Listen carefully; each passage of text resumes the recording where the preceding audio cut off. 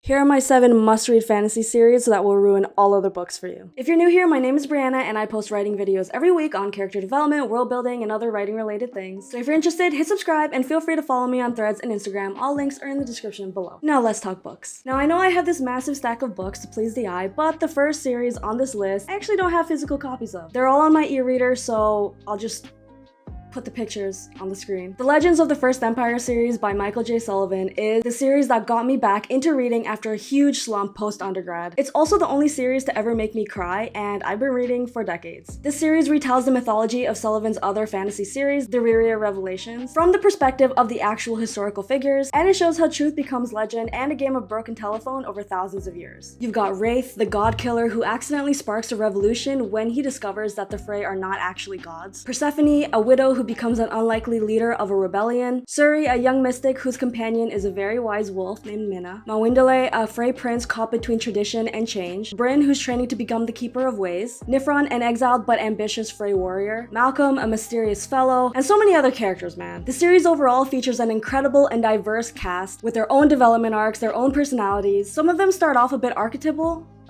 but they all grow into their own unique people over the course of the story. With this story, you'll get the theme of mythology versus reality, a Bronze Age setting, female-driven revolution, disability and trauma rep, complex non-evil elves who are genuinely different from the humans, with their own unique culture, traditions, and civil conflicts, detailed world building that actually matters to the plot, and found family dynamics that will shatter your heart. And if you enjoy tropes like ancient gods, lore exploration, journeying to the underworld, and traditional gender role concepts subverted by strong female characters who are both independent and occasionally traditionally feminine, you'll love this series. The caveat is that the first book starts slow, but builds to one of the most satisfying conclusions I have ever read. Sullivan planned all 6 books before publishing the first, and it shows in the meticulous planning, Easter eggs, and endless foreshadowing. Yes, I did say 6 books, and it's absolutely worth it. The first book lays down the world building, lore, and the foundations of the main characters, but the second book and onward is pure epic journey and magic. The writing style is also very consumable. It's epic fantasy, but much easier to read and digest than, say, a Brandon Sanderson book or The Lord of the Rings. Now, you don't need to read the Rereia Revelations beforehand, even though he published that trilogy first, because The Legends of the First Empire takes place thousands of years before it. I read Legends first and then Rereia, and I actually prefer it that way. I can confidently say that out of all the fantasy books I've read in my life, this one is my favorite. Joe Abercrombie absolutely looked at traditional fantasy and said,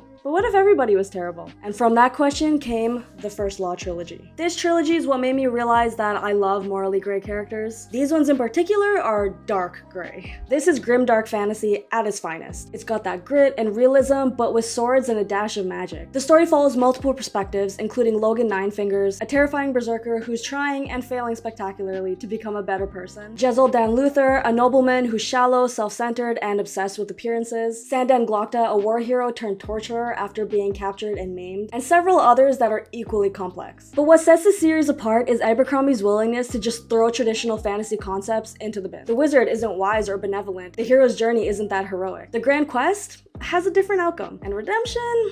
Well, with this series, you'll get characters who are deeply flawed, but somehow still relatable and occasionally even likable. Like, you don't expect to like someone like Glokta, but you do. Traditional fantasy tropes that get turned inside out, darkly hilarious writing style, some of the most realistic, visceral fighting scenes I've ever read in a fantasy, political scheming that actually has consequences, and characters who feel real. I have to warn you though, if you want your protagonists to be good people or you prefer Disney endings, this one might not be for you. But if you want fantasy that's willing to show the messy and complicated side of humanity, then pick this up immediately. The Stormlight Archive series by Brandon Sanderson is a skyscraper. It's massive, intricate, and the foundation of something even more impressive. I'm just about to finish The Way of Kings, so I haven't actually finished the series yet, but I already recommend it. When I finish all the books, maybe I'll post an updated video about my thoughts on it, but in this video, I'll just be talking about The Way of Kings. This is an ambitious, epic fantasy. Set in the world of Roshar, devastating high storms batter civilization, and mysterious spren appear in response to human emotions and natural events. The Way of Kings primarily follows 3 characters: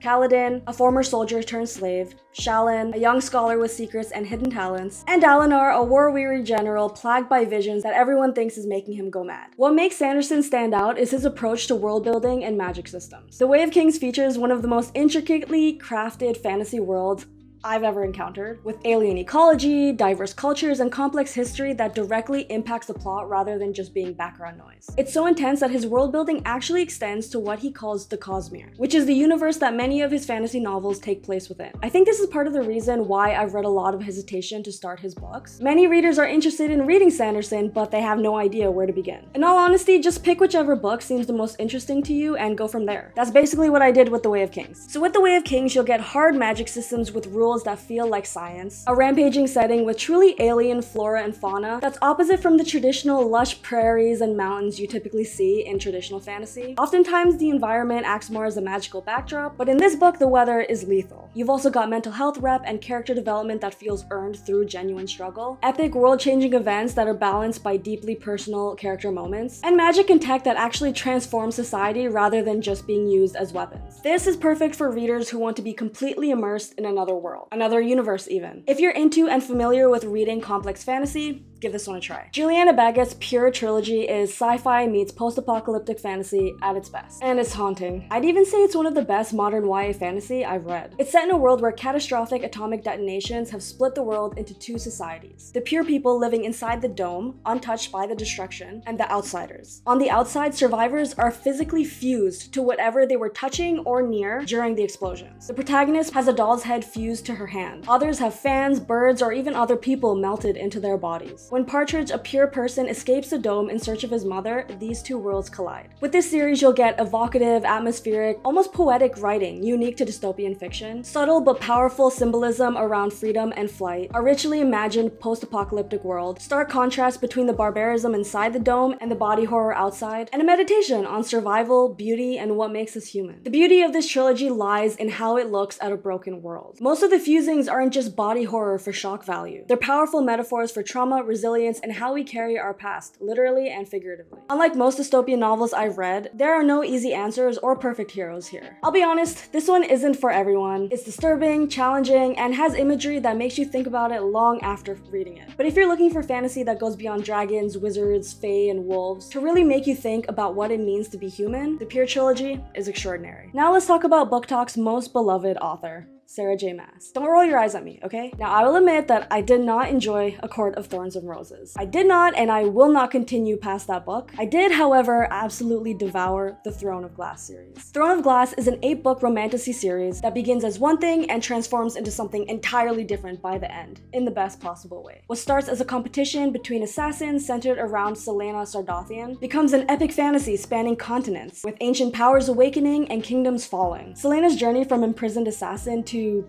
the end of the series is one of the most dramatic character arcs I've read so far in modern fantasy. What I love about this series is that it grows with its audience. The first book reads younger, but as the series progresses, the themes mature, the stakes elevate, and the writing becomes increasingly sophisticated. With this series, you'll get character-driven plot with actual consequences, a romance subplot that doesn't overshadow the main story, female friendships that matter to the plot, enemies to lovers done properly, powerful ancient magic that still has rules and limitations, and the satisfaction of seeing the characters you're rooting for evolve and grow across multiple books. If you're thinking about getting into romantasy, I 100% recommend reading Throne of Glass instead of ACOTAR. It has great character development and a healthy dose of political intrigue and romance, all wrapped up in an easy-to-read writing style. In terms of spicy, intimate scenes, it's not explicit except for one descriptive scene in one of the later books. The Unbecoming of Mara Dyer trilogy by Michelle Hodkin is what happens when you blend YA fantasy, psychological thriller, and horror into one very unsettling story. Mara Dyer wakes up in a hospital with no memory of how she got there and learned that she was in an accident that unalived her friends, but not her. When she moves to a new city for a fresh start, she begins experiencing hallucinations and discovers that she may have deadly powers she can't control. Throughout the story, you're constantly questioning whether what Mara experiences is real or a manifestation of her mental illness. And just when you think you figured it all out, Hodkin throws another twist that makes you question everything all over again. With this trilogy, you'll get an unreliable narrator done to perfection, psychological horror elements that you rarely see in YA fantasy, unpredictable plot twists, nuanced exploration of mental illness alongside supernatural elements, a slow burn romance with real chemistry and depth, and that constant nagging question of, is any of this actually happening? This is a great read if you enjoy having your perceptions challenged, and if you appreciate fantasy that blurs the boundaries between genres. J.M. Miro's Ordinary Monsters is the first book in the Talents trilogy. It's a Victorian Gothic fantasy that's beautifully crafted, rich in detail, and just a little bit unsettling. It's set in the late 19th century and follows children with supernatural abilities who are brought to a mysterious institute in Scotland. You've got Charlie Ovid, who seems unable to be unalived, and Marlowe, a boy who glows with a strange blue light. Both are at the center of a battle between forces they barely comprehend. With this series, you'll get historical fantasy with period details that feel authentic, diverse characters that feel like they belong to their time while still being relatable, gothic atmosphere that permeates every scene, morally complex adult characters with motivations that make sense, beautiful literary prose that isn't pretentious and doesn't sacrifice the plot, and an exploration of what makes someone monstrous versus human. This is for you if you like your fantasy with a side of literary fiction and historical detail. It's slower paced but rewards you with unforgettable imagery and profound themes. So those are my 7 must-read fantasy series that will challenge everything you know about the genre. Some of them are true to fantasy, like the Legends of the First Empire series and the Stormlight Archive, while others play around with blending it into other genres, like Pure and the Unbecoming of